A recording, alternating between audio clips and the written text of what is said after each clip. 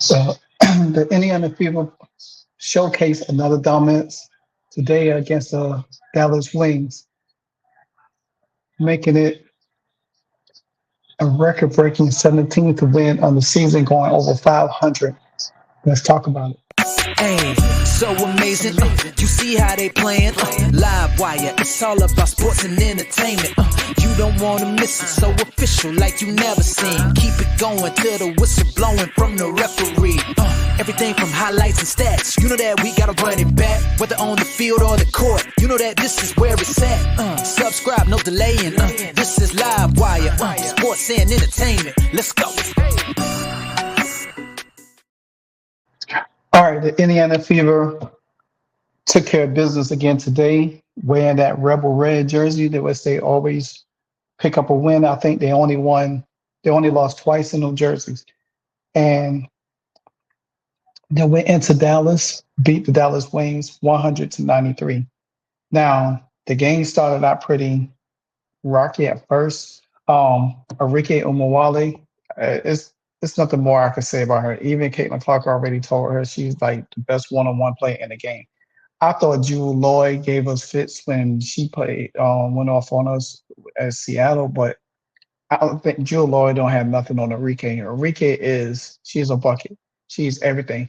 If you imagine Arike playing on the Fever right now, they'll be unstoppable. There will be nobody to beat them. I mean, just literally. I mean, Enrique, she had 5 3 pointers in the first quarter. Now she did cool off in the second half, but in the first quarter, it's just like it seemed like every time the Dallas Wings tried to pull away from the Fever find a way to claw back into the lead. And give credit to Kelsey Mitchell and give credit also to Nelissa Smith, who kind of like kept the game close enough until what the first half, until they went into halftime. Now, this game was, if you could say, a must win because it's all about seeding right now. The Indiana Fever, they are locking into the sixth seed right now because the Phoenix Mercury has been on a telltale spin right now. If you look at the statistical stats, the Fever first quarter stat was 19.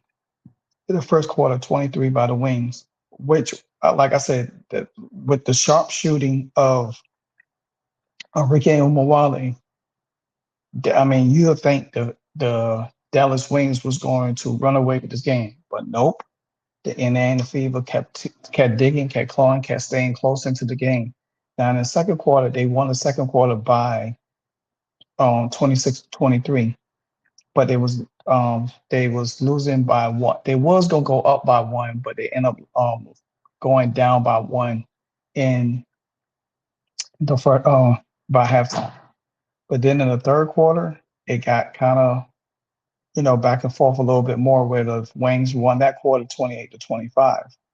But nevertheless, the Indiana Fever, they was going back and forth, and the Indiana Fever continued to stay pace, continue to claw their way back in, and then they started getting hot in the fourth quarter, where Caitlin Clark went off. She hit two back-to-back threes. That really put them in the lead, and they kept the lead because every time, like I said, every time the Wings try to get close down, the Fever, then Kelsey Mitchell got in the game. Aaliyah Boston hit some crucial points down low. So everybody contributing. And one thing about the Indiana Fever that you probably, if you ain't watching or paying attention, is how everybody started to contribute in the game. Now we was beating up Alyssa Smith a few games back because she acted like she didn't want to play, and her brother was saying, "Oh, give us some more playing time and all of this." But now Alyssa Smith has had two good games so far. The game against the Sky and this game against Dallas. Now Dallas, they got some ballers on that team. Yeah, Santu Sabali, who's a free agent at the end of the season, who I would love to see in a Fever uniform. She would be a great asset in that front court, with Boston, with Alyssa Smith, with Kelsey Mitchell, with with Caitlin Clark. I mean, my God. So, but nevertheless, the I mean, you got Natasha Howard there, you got Salta Sobley, you got Enrique, and you got McGowan. I mean, and that's where I think Aaliyah Boston has been having trouble. She's been having trouble. Um, my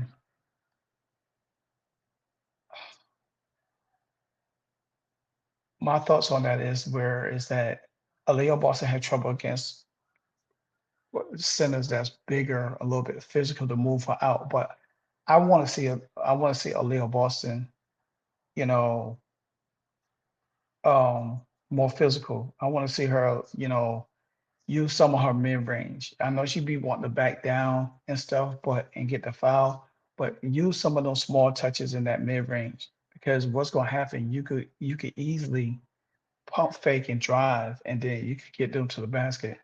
Um, like I said, Alyssa Smith played a good game. You know, um,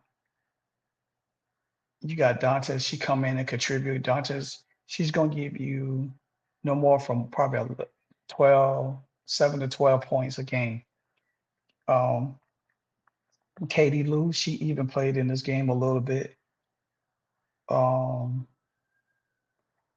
she um she definitely came in. She contributed a little bit. She didn't hit no points. She just was in there for defensive purpose. Dantes had 3 steals. She only turned the ball over 2 times. She was a plus 11 in the game. She had 1 block. She had 2 free throws, 1 3-pointer, 2 from the field. She had 7 points, 4 rebounds. So her purpose coming off the bench. And I said this a while back about Damaris Dantes. Nobody probably didn't believe it, but you have to just check my videos. Damaris Dantes, she brings another element to the game, along with Timmy Van Vanley. Timmy only had nine minutes this game, but she had 2 points, and the 2 points came on the clock buzzer. Clark tried to hit a 3-pointer, which she should got fouled on, and but Tammy ran for the rebound and laid it up to beat the buzzer. And she had 3 rebounds in that game. She had 2 turnovers in that game, but she was a -4, so she didn't have her normal defensive game like she had against Chicago the last game. And like I said, Katie Lou had 8 minutes. She had 1 assist, 1 turnover. So Erica Wheeler only had 6 minutes. So the main hitters really had a lot of minutes in the game. Melissa Smith, 22 minutes. Lexi Hall, 32. She had 6 points in the game. She missed a bunny under the rim. She definitely missed a bunny. She got to clean that up. And she also had 5 rebounds. She had 4 assists. She was 0 for 3, 0 for 1 from the 3-point line, but she was 2 for 2 for the free throw line. She even had 2 blocks, 1 steal, um, 1 turnover. She was a +9. She had four fouls. So she came in and did her thing. Boston, she could have had a double-double this game. She had 7 points, 8 rebounds, 2 assists. She was 3 turnovers, 5 fouls. She was a +9. She had 3 blocks also.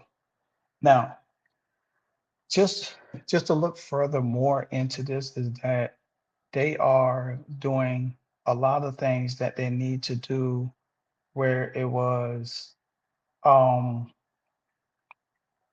mainly uh grit. And there's some things that the Indiana Fever didn't do in the beginning of the season, they doing now. They are playing get together. They don't let the game get too big for them. They don't let the game get out of control for them like they usually do. They don't let the quarters get away from them. And I have to give Chrissy Sides a lot of credit because she is starting to utilize timeouts. Like we was critical of her using her timeouts when she needs to. And she's starting to, when teams starting to make runs, she kills their momentum instead of killing our momentum like she would normally do. Um, but um, but it's good to see. Now, like I said, the second half of the game was pretty much the Caitlin Clark, Kelsey Mitchell show. Caitlin Clark, Kelsey Mitchell have combined it today for 64 points, 15 assists, and 10 rebounds. If we call, a lot of us call them the Splash Sisters. I said they're the best backcourt duo in the NBA because now when teams used to play the Fever in the beginning of the season, they was focused more on Clark. They was focused more on making Clark beat them. And, because they didn't have confidence in everybody else. But now you see that everybody else starting to step up and contribute to points. The defense on Clark is not as much. You still see some physical play here and there. Jace Sheldon, she was playing physical with Clark all day, but at the end of the day, Clark do what she does all the time. She had what? She had 28 points, 4 rebounds, 12 assists. She was 5 for 11 from threes, 10 for 19 from the field. She getting her shots up as much as a lot. She was 4 from the free throw line. She had 7 turnovers, so her turnovers went up in this game because this game was pretty close and tight, and there was a lot of turnovers in this game. She only had 3 fouls, but she was a +7 out of all of that. And then her backcourt mate, Kelsey Mitchell, they both played 37 minutes. Kelsey Mitchell had a game high 36 points. And I think she outscored Enrique. Yeah, Enrique had 34. She had 36. She had 6 rebounds. And this is something Kelsey Mitchell, we said a lot more about. She didn't rebound a lot, and she had 3 assists. So you got to look at what they're doing. And she also shot 5 3-pointers from the field. And she was a +2. She only had 2 fouls. So Kelsey Mitchell is starting to step up her game also as a contributor. Now, there was one sequence in the game, and I wish I could show it to you, but I'm going to explain to you. There was a rebound, and the outlet got to Clark. Clark drove before she even got half court. She bounced past it to the side near the basket where Kelsey Mitchell was able to grab it, and then she behind the back bounced past it to Melissa Smith for an easy 2. That was probably one of the best highlights that probably going to be on a top 10 Sports Center because that was phenomenal. But if you do want to see that play, you could go to my YouTube Shorts and it's right there waiting for you. So, but all in all, I want to play what Chrissy Sides had to say about the game because I want to give Chrissy Sides a lot of credit because we've been crucial on her and people still think she need to get fired. I don't think she's going to get fired. I think she's going to come back next year, but we need to stop talking about Chrissy Sides for Coach of the Year because of what the Fever is doing. Just the confidence that they're playing with. I mean, I'm proud of the road games have been hard. Like the road games have been tough. I mean, we fought Minnesota and lost that one by 10. That one could have gone either way. But just to go to Atlanta, to go to Chicago, and to keep doing what we're doing. We just keep talking about momentum, keeping our foot on the gas, keep doing what's working, and just keep making it about us. And I feel like they're just doing a great job of that. And again, their chemistry with each other and the way they're talking a lot on the bench, which is good. The bench players are talking a lot to the players on the floor. It's just for a coach watching that, it's awesome. And you can tell now that Chrissy Sides is starting to have a lot of joy coaching the game. She allowed Caitlin Clark to be Caitlin Clark. They having a better coach and player relationship than they had in the first time, in the beginning and a half of the season. And that's what's important. Even the Dallas Wings, with Sasha Solly, they even gave, praise to what Caitlin Clark did in the game. And I like that franchise because they play Caitlin the right way. They don't try to beat her up or whatever the case might be. But take a listen. That too, when I was driving to the game today. Obviously, it's annoying because there were way too many Caitlin fans, and I heard but it just kudos because it's amazing to see so many people in women's basketball jerseys. It's amazing to see the excitement and the joy that comes out of that. So although I feel like our Dallas fans could have done better, I had mixed feelings obviously seeing all the Caitlin jerseys in our home, but it's an amazing sign for women's basketball, and it's just great how far we've come, and it's just fun. Yeah, it's good. It's a good thing. Yeah. Thank you guys.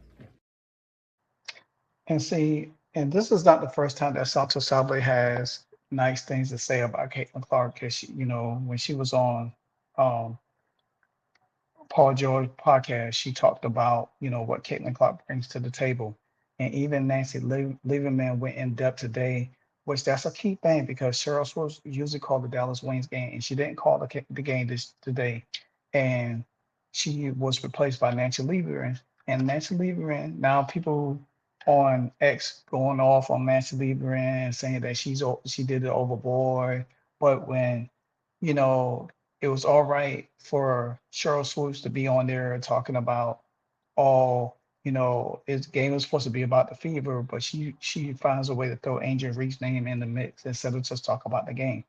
But Nancy Lieberman gave Caitlin Clark her praise, and she recognized what it is. Now people want to call her racist and all of this stuff, and you can't win for losing.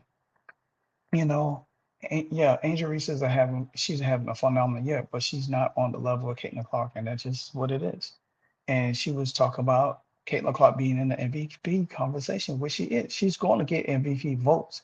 I don't know why people think that Audra Wilson is going to be a unanimous decision. She's not going to get all the votes. She's going to get Caitlin Clark is going to get some votes. As a matter of fact, Caitlin Clark might get a close second votes. Now, like Nafisa Collar is, I think she's second, but I think Caitlin Clark, her performances for this month is probably going to ball her back up to odds to win MVP. So, but nevertheless, I want y'all to look at the stat line for Caitlin Clark and Kelsey Mitchell for this whole month since since the Olympic break. This right here is ridiculous. Look at their numbers. Kelsey Mitchell had 36, 6, and 3 today. Last game, she had 23, 1, and 1. Then the game before that, she was 23, 4, and 3. Then the game after that, 29, 7, and 1. But look at her rebound. Look at her rebounds though, and her assists. Her assists is being good. She only had one assist in 2 games, and it's kind of good. And look, but she was over 20. She was close to 30 points 3 times. 1, 2, 3, 4. She was close to 30 points during that stretch. Caitlin Clark, she was close to 30 points. And both of them had 30 points once in that stretch. But look at their numbers. Caitlin had 19. That was the lowest output, but she done had almost 30 points today. She almost had 30 points coming out the break. But look at hers. She averaging 4.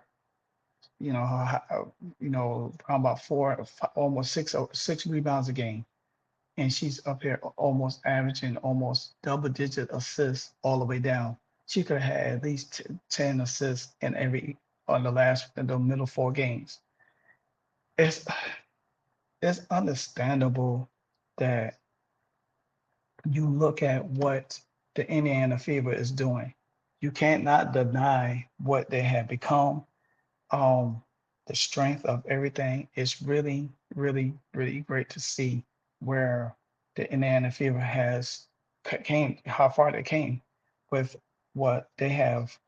Now they about to come home. They play Wednesday. They don't play again until Wednesday. They play the LA Sparks. Then they're gonna be at home. They're gonna have 6 straight games at home because after that, I think they have. Excuse me. I think they have.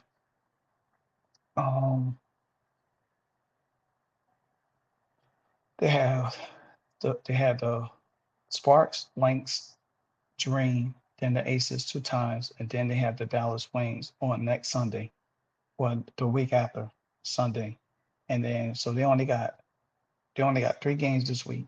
They got the Sparks, Lynx, and Dream. Now they could to me, I could say this: they might win all 3 of them games, because they on a 4-game winning streak right now. They might win all those games. Now we're gonna look at some more stuff before I close out. We gotta look at Kelsey Mitchell right here, the most 3-pointers in Fever history. She surpassed Maya Moore, well, in WNBA history, she's number 15th in WNBA history in three-pointers made. She surpassed Maya Moore and Renee Cunningham. She has 533 right now, and that number's going to continue to climb long as she be with the Fever. She's probably going to be. You think about it. By the time this end of this year, she could be close. I say by next year, she'd be in top. She'd be in the top 10. You know what I'm saying? Top 10, and she might be after it's all said and done. She could be the all-time leader. Who knows? Whatever the record is for that. Then you got her. Then you got her running mate right here, Caitlin Clark, with the most double doubles by a guard in a single season. She has 12 right now. Like I said, the last game she could have. I mean, you think about it. Caitlin Clark could have had a two triple doubles. She could have had a 2020 game almost. So there was a lot of stuff that was left on the table, but not saying that she might not get a triple double before the season out. You never know. So, and then she had 12 assists against the Dallas Wings, where she set the record for the most assists against the Dallas Wings with 19. So, hey, in 2 games against the Dallas Wings, she done had what? Um, 30 assists, 30 assists combined. So hey, then you look at what they did today, you know, 28, 5 and 12 and 36, 5 and 6 and 3. So hey, what more can you say about them? Then you got the most points in the season by rookie in franchise history. She just passed Tamika Catchings on that list. She has 593 and still climbing. And right now, Caitlin Clark she's leading the league in total assists, and she's leading the league right now. And she's leading the league right now in three-pointers made. So she's right now, her threes are starting to fall the way that she wanted them to fall. And it's a good look. Like I say, she has 98 three-pointers made over Enrique, because Enrique had what, 9 in this game. So just imagine Enrique didn't hit them 9, she would have had probably a lot. Kayla McBride has 94. Enrique has 96. Caitlin has 98, which she'll probably have 5 again. And against the Sparks, that'll put her over 100. And then, she leading the league in assists with 276, and she almost 30 assists ahead of Alyssa Thomas right now. So there's no way Alyssa Thomas gonna beat her. And then she had 12 assists. That'll put her probably at 8.5 now, almost 9 assists a game. She could have a 10 assist game. She could almost average right now. Her point total, I think, is at 18. Could be close to 19 now because she was averaging 20 points a game. So you think about it, she could end the season with I think the first rookie to have a 20 and 10, 20-point game, average 20 points and 10 assists in a season. So the girl that just continues to set records, man. But the Indiana Fevers are hot. They're hot right now. Even Santa Sobli is like, they got so many Fever fans there, they don't even recognize they own fans there and that's what it is. Because the fact of the matter, the Indiana Fevers are, they playing a good game, and you can't take them for granted. They hitting on all cylinders. Everybody's contributing. They ain't got no injuries. And what's gonna be telling, if this team goes into the playoff on a winning streak and hot, it's going to be bad for whoever plays them, because everybody got to come with their best. And you see it every time teams play the Fever, they always play them at their best. They try to beat them at their best. So, with all of that said and done, just the Fevers don't play again till Wednesday, but I tell you, every time they put on the red Rebel jerseys, it's lights out. So they might wear that blue and gold jersey on Wednesday against the Sparks, but we'll see. The Sparks is real, and they don't really have enough. I think the Fever gonna end up blowing them out. I think it's gonna be a real bad game for the Sparks. It's gonna be a blowout in that game. So I look for Kelsey Mitchell and Caitlin Clark to probably score close to 30 points again in that game. So, but I would love to see Aaliyah Boston get in some scoring in that game as well. But again, great game for the Fever. Great game for Coach Size and her and Kelsey Mitchell, Caitlin Clark, Leah Boston, Lexi Hall, Melissa Smith. And finally, you finally contribute to the party. But until then, it's your boy Livewire Sports. And you know what I say at every video, you know what it is. Hey, so amazing. You see how they playing? Live wire, it's all about sports and entertainment. You don't want to miss it, so official like you never seen. Keep it going till the whistle blowing from the referee. Everything from highlights and stats. You know that we gotta run it back, whether on the field or the court. You know that this is where it's at. Subscribe, no delaying. This is Live Wire, sports and entertainment. Let's go.